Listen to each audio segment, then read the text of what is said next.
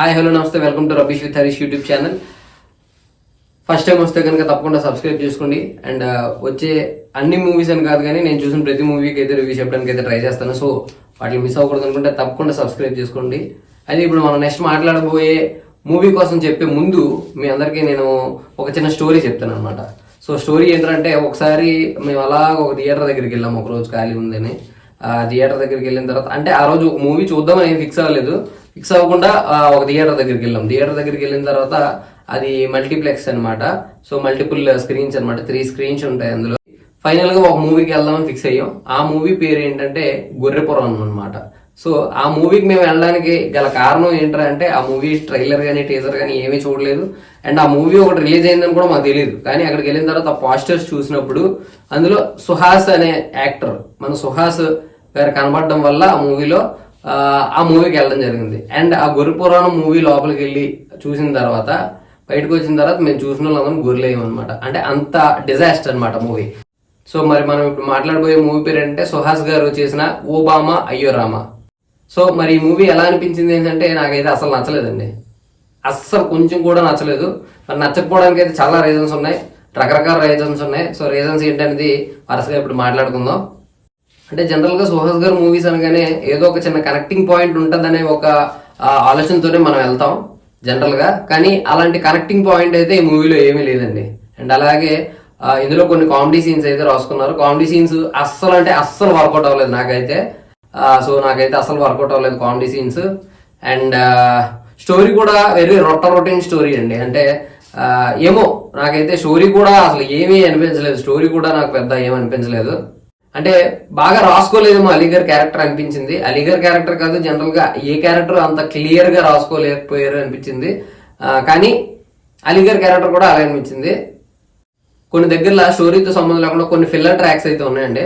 ఆ filler tracks కూడా అసలు వర్కౌట్ అవ్వలేదు. లైక్ మీకు ఫిల్లర్ ట్రాక్స్ అనగానే ఇప్పుడు పోకిరి సినిమాలో అలీ గారు బ్రహ్మానందం గారు కామెడీ ట్రాక్ ఉంటుంది కదా, అలాగేంటంటే స్టోరీకి సంబంధం లేకుండా ఒక కామెడీ ట్రాక్ తీసుకొచ్చి దాని మధ్యలో పెడతారనమాట. దాన్ని ఫిల్లర్ ట్రాక్ అంటారు.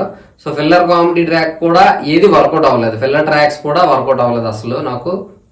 అండ్ ఇంకోటి ఏంటంటే, ఏమో ఇందులో ఎక్కువ జనాల్ని ఎమోషనల్ గా కనెక్ట్ చేద్దామని ఏదో చాలా ఎక్కువ ట్రై చేశారేమో అనిపించింది.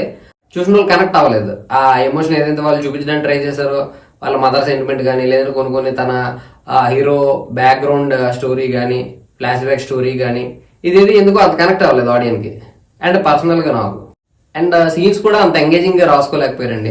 అండ్ ఈ మూవీలో ఇంకొక నా వరకు కంప్లైంట్ ఏంటంటే, దీనిలో ఎడిటింగ్ ప్రాపర్ గా లేదు. అండ్ అలాగే రైటింగ్ కూడా అంత ప్రాపర్ గా రాసుకోలేదేమో అనిపించింది. అండ్ కమింగ్ టు సుహాస్ గారు అయితే, జనరల్ గా ఆయన ఫస్ట్ ఫిల్మోగ్రఫీ స్టార్ట్ చేసినప్పటి నుంచి కొన్ని మంచి సినిమాస్ తీశారండి, మంచి మూవీస్ తీశారు, మంచి మూవీస్ లో వర్క్ చేశారు.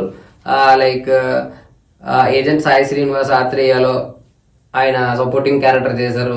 నెక్స్ట్ హిట్ 2లో మంచి క్యారెక్టర్ చేశారు, ఆపోనెంట్ క్యారెక్టర్ చేశారు. అండ్ హీరోగా కూడా మంచి ఫిల్మ్స్ చేశారు ఆయన. కానీ ఈ మధ్యన ఎందుకో లైక్ కొన్ని మూవీస్ నుంచి ఎందుకో సుహాస్ గారు కరెక్ట్ గా స్క్రిప్ట్ సెలెక్షన్ చేసుకోలేదా, ఇవన్నీ ముందే సెలెక్ట్ చేసి మధ్యలో అయిపోయి, ఇప్పుడు సుహాస్ గారికి కొంచెం స్టార్డమ్ లేదంటే కొంచెం బ్రేక్ వచ్చిన తర్వాత ఇవి కంటిన్యూ అయ్యి ఇప్పుడు రిలీజ్ అవుతున్నాయి అర్థం అవ్వట్లేదు. నేను రాసుకుని వచ్చాను మూవీస్ లైక్ ఉప్పు కప్పు రంబు. రీసెంట్ గా నేను అమెజాన్ ప్రైమ్ లో చూశాను. అది కొంచెం ఫన్నీగా అలా చేద్దాం అనుకున్నారు, కానీ అది కూడా నాకు ఎందుకు అంత వర్కౌట్ అనిపించలేదు. నెక్స్ట్ గొర్రె పురాణం ఇందాక చెప్పింది, నెక్స్ట్ శ్రీరంగ నీతులు. ఇలా ఈ మధ్య కాలంలో సుహాస్ గారి కొన్ని మూవీస్ అయితే వర్కౌట్ అవ్వట్లేదండి. అది ఎందుకు ఆయన స్క్రిప్ట్ సెలెక్షన్ లో రాంగ్ ఉందా లేకపోతే ఏంటో అర్థం అవ్వట్లేదు.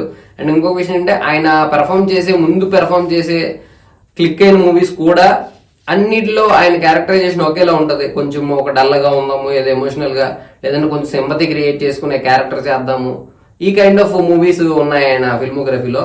సో నాకు తెలిసి నెక్స్ట్ మంచి స్టోరీని సెలెక్ట్ చేసుకోవడంతో పాటు ఈ కైండ్ ఆఫ్ పెర్ఫార్మెన్స్ కాకుండా దానికి ఇంకేదైనా డిఫరెంట్ గా ఆయన పెర్ఫార్మెన్స్ కి స్కోప్ ఉండే క్యారెక్టరైజేషన్ ఉన్న మూవీస్ సెలెక్ట్ చేసుకుంటే that would be much better అని అయితే నేను అనుకుంటున్నాను. సో మొత్తానికి మరి ఎలా ఉంది ఓ బామా అయ్యో రామా అంటే, thank you so much. So ఇది ఓ బామా అయ్యో రామా రివ్యూ. సో తప్పకుండా ఛానల్ సబ్స్క్రైబ్ చేసుకోండి. This is rubbish with Harish YouTube channel.